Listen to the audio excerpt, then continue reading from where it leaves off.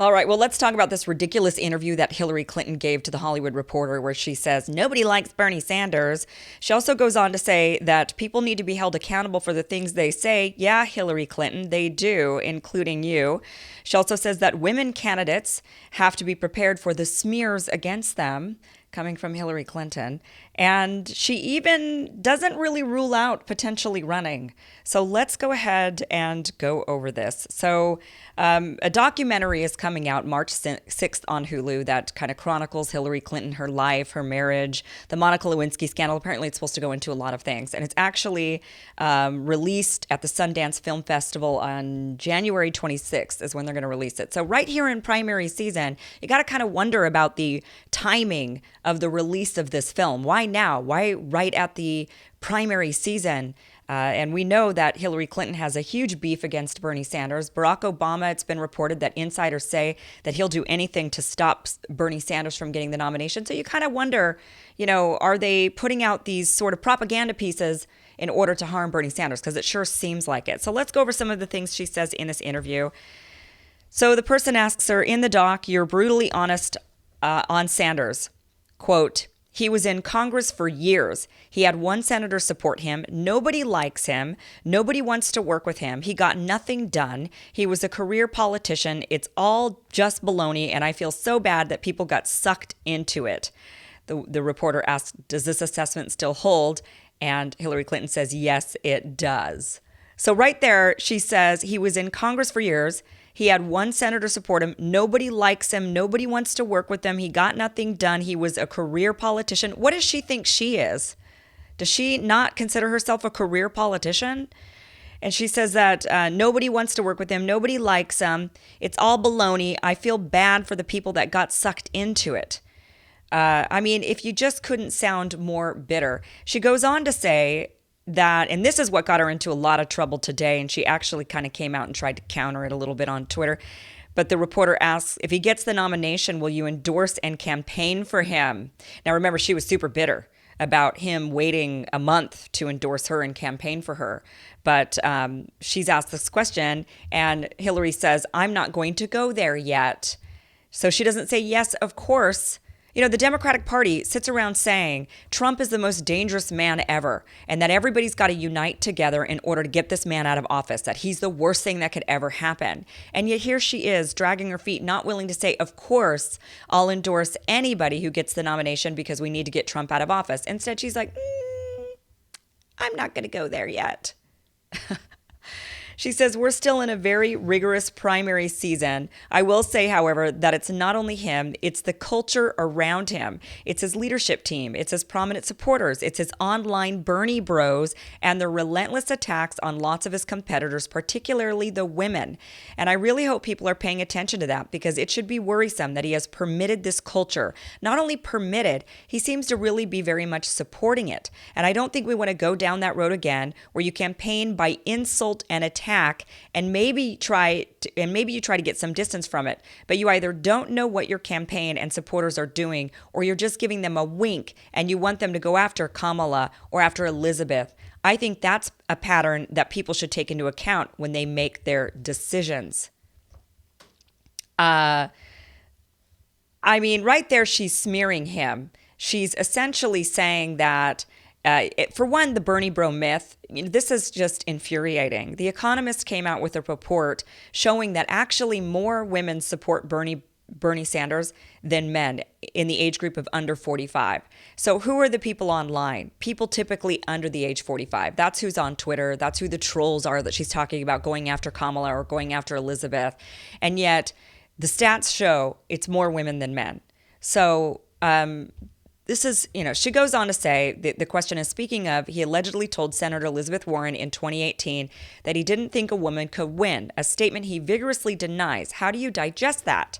Hillary says, well, number one, I think that sentiment is untrue, which we should all say loudly. I did get more votes both in the primary by about 4 million and in the general election by about 3 million. I think that both the press and the public have to really hold everybody running accountable for what they say and what their campaign says and does. Yes, Hillary, I do think we should hold people accountable for what they say. Shall we? For example, when Hillary Clinton was going around saying that Bernie really hurt her campaign by not endorsing her earlier, she, for one, when she says Bernie really hurt her campaign by not endorsing her earlier, in this article, in this interview, she says, nobody really likes Bernie.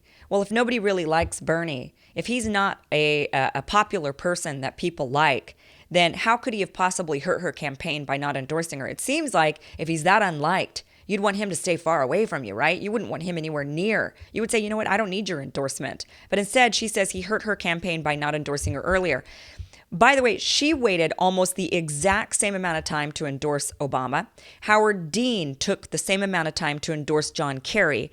John McCain waited double the time to endorse George Bush, and Bush ended up winning and becoming president. So to say that somebody not endorsing you earlier is somehow harmed you or prevented you from winning is just bullshit, quite frankly. Secondly, continuing to hold her accountable for the things that she says. She insinuated on Howard Stern that the Russian troll farm who helped Trump get elected was also helping Bernie. She insinuated that on Howard Stern. Did anybody hold her accountable for that lie? Did anybody? She also claimed that Bernie's campaign was lying about her taking big money. She said this to an environmentalist, an activist, where she said, the Bernie campaign's lying about me. I'm sick of their lying about me, about her taking big fossil fuel money, when we know that that's actually true.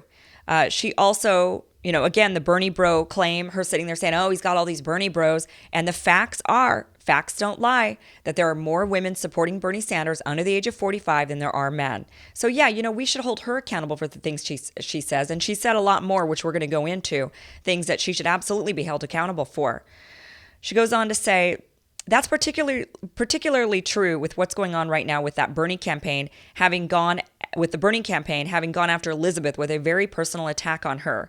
Then this argument about whether or not or when he did or didn't say that a woman couldn't be elected, it's all part of a pattern. So she's acting like he's an abuser. It's a pattern. He's got an abusive pattern.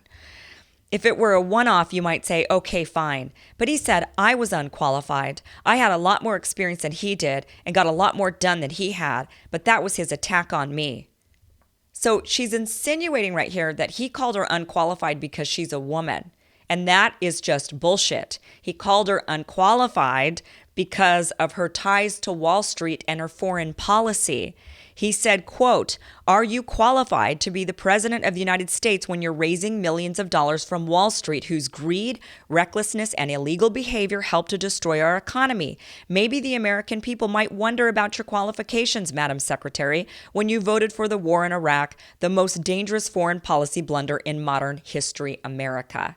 It had nothing to do with her gender. It had everything to do with the choices she made. But she reels this back into a gender attack, trying to smear him like he's some kind of a misogynist. She then says, I just think people need to pay attention because we want, hopefully, to elect a president who's going to try to bring us together and not either turn a blind eye or actually reward the kind of insulting, attacking, demeaning, degrading behavior that we've seen from this current administration. So she's actually comparing Bernie Sanders to Donald Trump. I mean, really, she's actually comparing them, like as if Bernie Sanders is attacking in these low blows. No, he's actually just using your record. It's your voting record. It's the things you've said, the things you've done. That's what he's using. He's not using your gender. He's not using low blows saying, the ridiculous stuff that Trump says. So she goes on to say here, any advice to Warren or Senator Amy Klobuchar if either wins the nomination? Hillary says, I've talked to them. What have you said? I answer their questions. Number one, I've talked to practically everybody who had run and is still running. The person says, assume Bernie's not part of that. Hillary's like, yeah. So I can't say all of them, but I answer their questions. I always say to the female candidates, look, you can run the best campaign, but you're going to have to be even better than your best campaign to overcome some of the unfairness that will be directed at you as a woman. She then goes on to say, you've got to worry about the propaganda, the fake news, the made up stories. Now you have the additional worry of the deep fakes and people putting words in your mouth. I've tried to tell all the candidates the same thing, but with the women, I say, you're probably not going to be treated fairly.